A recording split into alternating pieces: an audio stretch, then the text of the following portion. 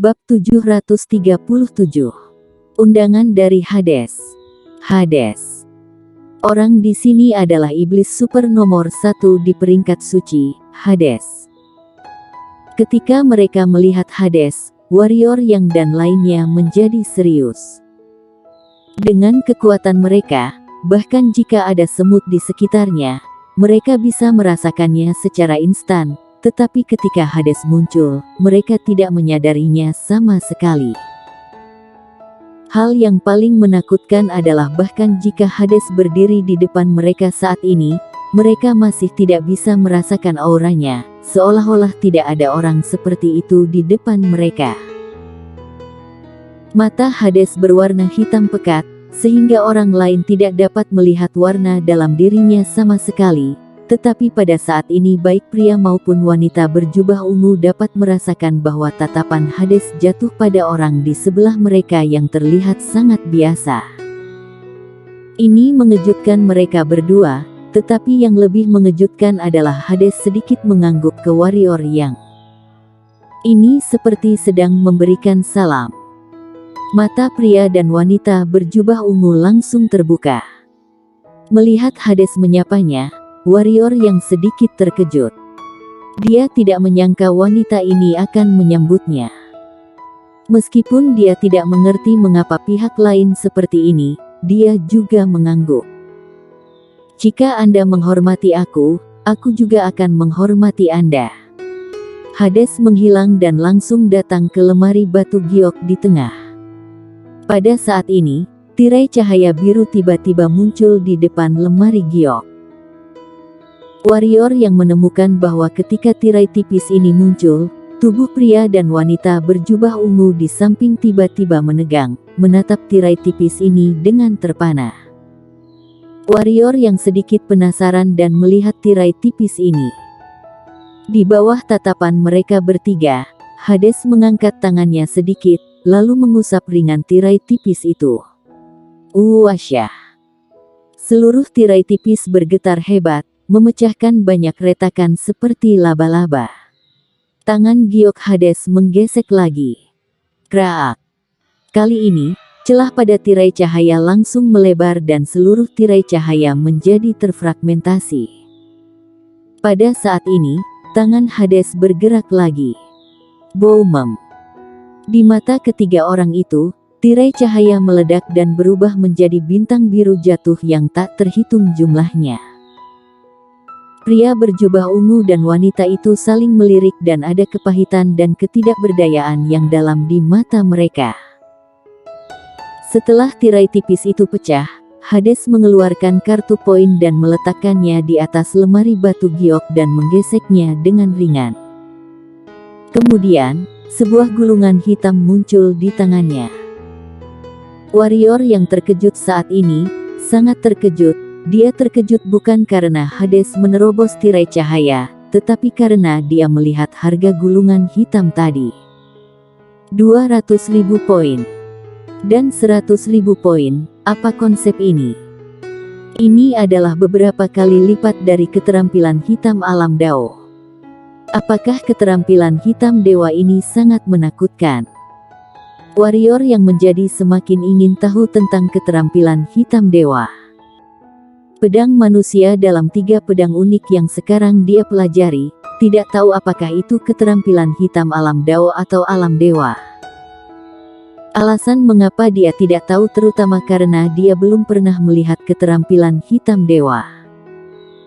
Meskipun dia telah bertarung melawan Hades di awal, tidak ada pihak yang serius. Karena itu, meskipun Hades tahu keterampilan hitam dewa, dia belum pernah melihatnya.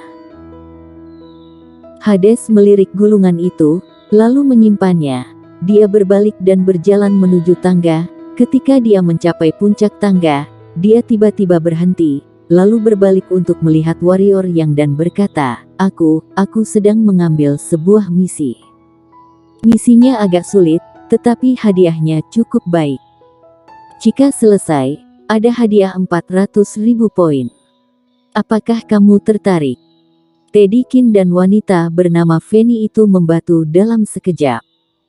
Mereka tidak menyangka bahwa peringkat suci di depan mereka akan mengundang pria biasa di depan mereka untuk melakukan suatu misi. Ya Tuhan, ini Hades. Hades sang peringkat suci nomor 1. Alasan utama mengapa Tedekin dan wanita itu terkejut adalah karena mereka belum pernah mendengar Hades membawa seseorang untuk melakukan misi itu, karena dia biasanya menyelesaikannya sendiri. Dan sekarang, dia benar-benar mengundang orang untuk membantunya.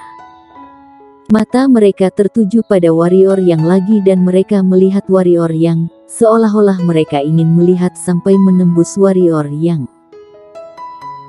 yang juga sedikit terkejut dan dia tidak menyangka Hades ini mengundangnya untuk melakukan misi. Saat ini warrior yang juga merasa ada yang tidak beres, karena sejak bertemu dengan Hades, dia merasa seperti mengenalnya. Rasanya agak tidak masuk akal, karena jika Hades mengenalnya, dia akan dibunuh oleh orang-orang kelompok suci.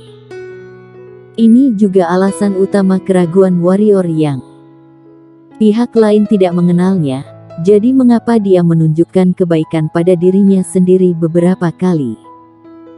Mungkinkah kekuatan yang dia tunjukkan sebelumnya mengejutkan pihak lain? Ini jelas tidak mungkin. Setelah berpikir lama, warrior yang berkata, "Berapa banyak yang bisa aku dapatkan?"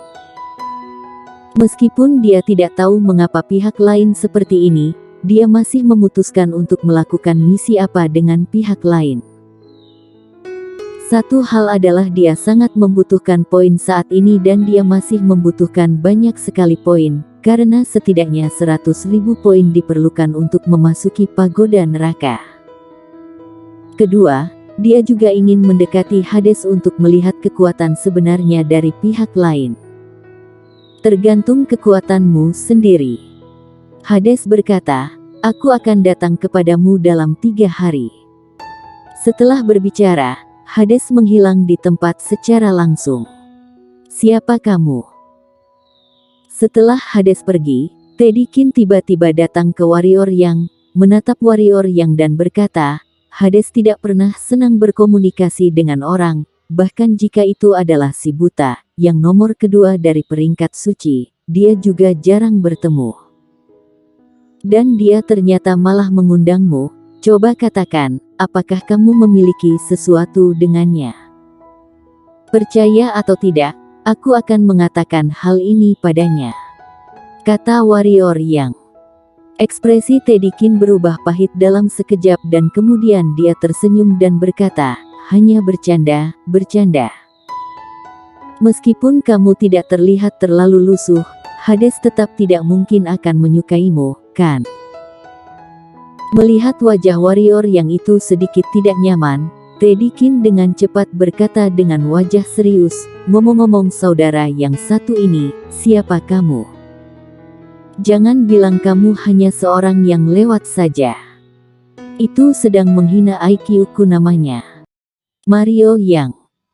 Warrior yang berkata, "Adapun mengapa Hades memanggilku, aku sebenarnya tidak mengerti juga. Lain kali aku melihatmu, aku pasti akan bertanya juga. Kamu adalah Mario Yang." Tedekin terkejut. Mario yang menyerang sampai markas paviliun salju dan membunuh Grace Yu dan juga wakil paviliun berjubah putih dari paviliun salju. Wanita di sebelahnya juga memiliki sedikit keterkejutan dan rasa ingin tahu di matanya saat ini. Tatapannya terus tertuju pada warrior yang. Warrior yang mengangguk. "Kamu sudah habis." Tedekin tersenyum dan berkata, "Ketua paviliun salju, Zero Lou akan kembali dari Laut Alam Baka dalam 2 hari, hehe, dia pasti akan datang kepadamu pada waktu itu." "Apakah kamu tahu Zero Lou?" "Kamu pasti tidak tahu. Dia lembut di luar, tetapi dia juga sangat gila di hatinya. Jika kamu membunuh begitu banyak orang paviliun salju dan menginjak harga diri paviliun salju di depan umum, dia pasti tidak akan melepaskanmu nanti." Berbicara sampai sini, Tedekin berhenti dan kemudian berkata, "Tapi jangan khawatir, masih ada orang di dunia ini yang tidak takut pada Zero Law itu, contohnya aku. Begini saja, ayo datang ke aliansi pedang. Untuk urusan Zero Law, aku akan membereskannya untukmu. Bagaimana? Tedekin. Pada saat ini, wanita itu tiba-tiba berkata dengan dingin, apakah kamu berani merekrut orang dari Istana Bulan di hadapanku langsung? Setelah mendengar ini, wajah Tedekin sedikit berkedut, lalu mengangkat bahu dan berkata, Fanny, aku sedang membantumu. Kamu tidak tahu siapa itu Zero Law. Jika kamu memprovokasi dia akan terus menyerang Istana Bulan kalian. Apakah aku yang seorang Fanny Mu ini takut padanya? Fanny Mu melirik Tedekin dengan dingin, lalu berbalik untuk melihat warrior yang dan berkata, karena kamu sudah menjadi anggota Istana Bulan, meskipun itu masalah besar, aku akan menanggungnya untukmu. Apakah kamu ketua pavilion dari Istana Bulan? Warrior yang tidak bodoh. Mendengar apa yang dikatakan keduanya, dia juga samar-samar menebak identitas keduanya saat ini. Wanita di depannya harusnya adalah ketua pavilion dari Istana Bulan dan pria bernama Tedekin seharusnya adalah pemimpin dari aliansi pedang. Kamu menebaknya dengan benar. Tedekin berkata sambil tersenyum, yang di depanmu ini adalah Fanny Mu, ketua pavilion dari Istana Bulan yang tak tertandingi dan sangat berkuasa. Dan aku orang yang hebat, begitu ramah, dan dicintai oleh semua orang. Tedekin, pemimpin aliansi pedang, dijuluki sebagai bintang cinta. Binatang buas. Warrior yang sedikit terkejut. Ini adalah bintang cinta. Tedekin berkata dengan sedikit marah di wajahnya, bintang cinta, apakah kamu mengerti? Seorang siluman monster siluman yang disukai orang-orang, yang dikenal karena kasih sayang dan persaudaraannya. Apakah kamu sudah paham? Aku pikir binatang buas itu lebih cocok denganmu. Warrior yang berkata dengan serius. Wah, bocah, ayo, aku ingin berhadapan denganmu 1 lawan 1. Tedekin sangat marah, dia sampai mengatakan bahwa dia benar-benar siap untuk menarik warrior yang keluar untuk bertarung. Cukup. Pada saat ini, Fanny Mu tiba-tiba berbicara dengan lembut dan dia melirik Tedekin dengan tidak puas. Fanny Mu memandang warrior yang dan berkata, kami akan pergi sekarang, bagaimana denganmu? Warrior yang berkata, sebelumnya, kalian berada di sini menunggu Hades, hanya untuk melihat cahaya biru miliknya itu. Fanny Mu mengangguk dan berkata, jangan meremehkan cahaya biru ini. Cahaya biru ini mengandung kekuatan hukum dan orang biasa tidak dapat mematahkannya. Beberapa bulan yang lalu, bahkan Hades, itu juga butuh hampir 1 hari penuh untuk meledakkannya, tapi sekarang. Berbicara tentang ini, Fanny Mu menunjukkan sedikit kepahitan di matanya dan berkata, dia ternyata hanya menggunakan 3 gerakan untuk meledakkannya. Tingkat pertumbuhan ini benar-benar menakutkan. Bagaimana denganmu? Warrior yang tiba-tiba berkata, berapa banyak jurus yang kalian butuhkan? Setelah mendengar itu, mata Fanny Mu berkedip beberapa kali tanpa berbicara, sementara ekspresi Tedekin sedikit tidak enak dilihat, bibirnya bergerak dan kemudian dia berkata, jangan bicarakan ini. Jangan bicarakan ini lagi, kita akan bertemu lagi nanti. Begitu dia selesai berbicara, dia langsung menghilang di ujung tangga. Warrior yang. Fanny Mu melirik warrior yang dan kemudian berkata, Zero Law akan kembali dalam beberapa hari. Jangan tinggalkan Istana Bulan pada waktu itu. Dia bukan keberadaan yang bisa kamu tangani sekarang. Setelah itu, sosok Fanny Mu juga melintas dan menghilang di ujung tangga. Setelah keduanya pergi, warrior yang datang ke lemari giok dan tiba-tiba, sebuah tirai tipis muncul dan berdiri di depan warrior yang mengepalkan tangan kanannya dan kemudian meledak. Bang! Tirai tipis bergetar hebat dan beberapa retakan muncul.